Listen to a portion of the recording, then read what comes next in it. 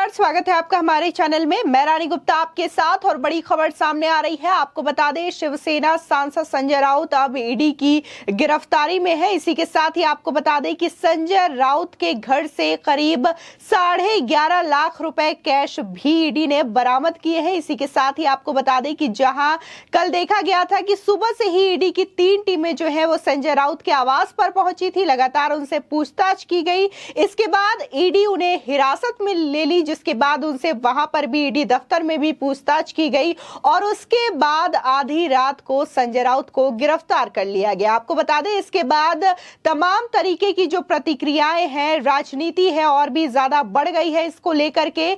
आपको बता दें, जहां बीजेपी के नेता ने इस पर प्रतिक्रिया दी है, किरीट सोमैया ने, और इसी के साथ ही कपिल पाटिल ने, तो इसको लेकर के विपक्ष के नेताओं ने भी संजय राउत के साथ अब खड़े होने की बात कही है। आपको बता दें, मल्लिकार्जुन खड़गे जो कि कांग्रेस के नेता हैं, इसी के साथ ही अधीर रंजन चौधरी ने भी संजय राउत की बात करते हुए कहा कि हम संजय राउत के साथ खड़े हैं और ये सरकार और ईडी जो है वो विपक्ष को दबाने की कार्रवाई कर रही है। इसी के साथ ही अगर किरीट सोमैया की बात करें तो उन्होंने सीधे तौर पर कहा कि जो संजय राउत कल तक सभी को जेल में डालने की धमकी देते थे, वो आज खुद ईडी की गिरफ्तारी में है। इसी के साथ ही कपिल पाटिल जो कि बीजेपी के नेता हैं, उन्होंने भी सीधे तौर पर कहा कि ईडी अपना कार्य करने के लिए स्वतंत्र है, किसी भी पॉलिटिकल पार्टी का उन पर कोई दबाव नहीं है और ऐसा नहीं है कि संजय राउत को ईडी की ये नोटिस बाद में दी गई, बल्कि जब उनकी सरकार थी तब भी उनके मंत्रियों को नोटिस दी जा रही थी और उनके खिलाफ ईडी की कार्रवाई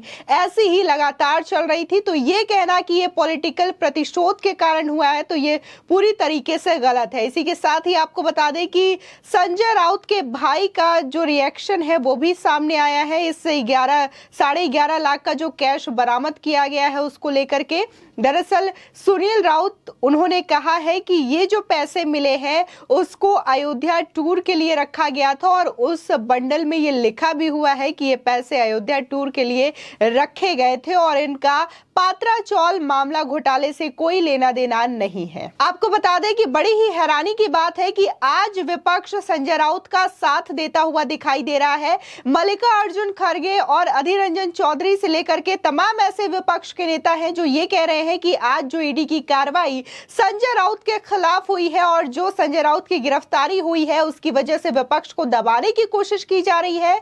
हम संजय राउत के साथ खड़े हैं। लेकिन बड़े ही आश्चर्य की बात यह है कि महिला का जब अपमान किया गया था संजय राउत के द्वारा, जो कि एक कुछ दिनों पहले ही एक ऑडियो क्लिप वायरल हुआ था जिसमें संजय राउत मराठी फिल्म प्रोड्यूसर स्वप्ना पाटकर को सीधे तौर पर धमकी देते हुए नजर आए थे। भद्दी भद्दी गालियां जो है वो दे रहे थे, इसी के साथ ही उनको जान से मारने और रेप करने की धमकी दे रहे थे। जब ये ऑडियो क्लिप वायरल हुआ तो इसको लेकर के तमाम जो विपक्ष के जो आज उनके साथ खड़े होने का दावा कर रहे हैं, उन्होंने चुप्पी साध रखी थी और एक लफ्ज भी उनकी ओर से सुनने को नहीं मिला कि ना तो उन्होंने उस महिला का साथ दिया और ना ही संजय राउत के लिए कुछ बोलते हुए दिखाई दिए।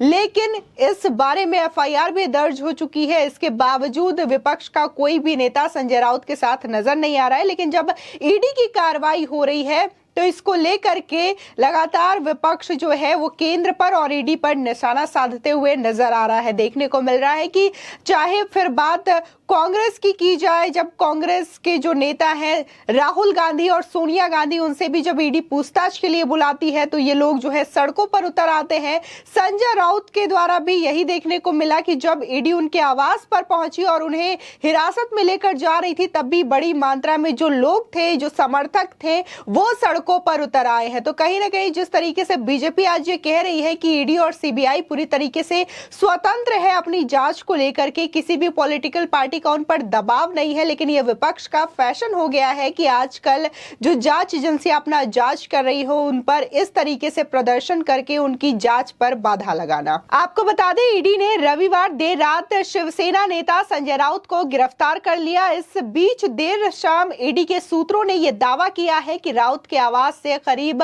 11.5 लाख रुपए की बेहिसाब नकदी बरामद की गई थी। वहीं मुंबई पुलिस ने अलग से रविवार को पात्रा चौल मामले में ईडी की गवाह स्वप्ना पाटकर को कथित रूप से डराने धमकाने के लिए सांसद के खिलाफ एफआईआर भी दर्ज कर ली है।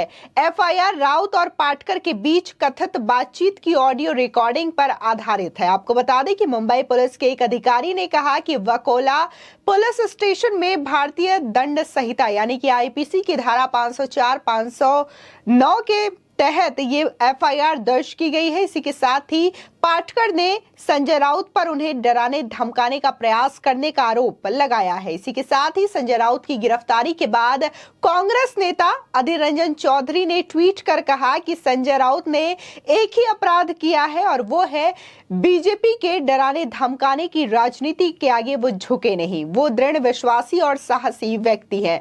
साथ ही उन्होंने आगे ये भी लिखा कि हम संजय राउत के साथ हैं।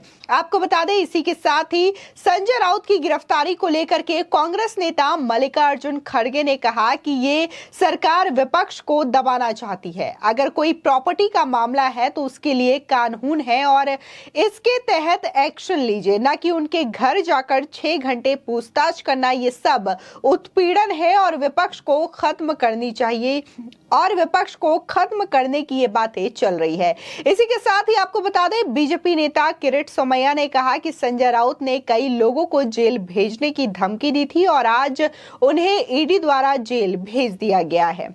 सत्यमेव जयते। आपको बता दें वहीं इस बीच संजय राउत के भाई सुनील राउत ने पैसों को लेकर के कहा कि जिस लिफाफे में कैश मिला उस पर एकनाथ शिंदे का नाम लिखा था। सुनील राउत ने पत्रकारों के सवाल का जवाब देते हुए कहा कि 10 लाख रुपयों के बारे में मैंने साफ कर दिया है कि जिस पैकेट में वो पैसे मिले हैं उस पर अयोध्या के लिए और एकनाथ शिंदे ऐसा लिखा था। मतलब ऐसा कि वो पैसा। आपको बता दें कि देर रात संजय राउत को ईडी ने 9 घंटे की पूछताछ के बाद हिरासत में लिया, जिसके बाद उन्हें गिरफ्तार कर लिया गया।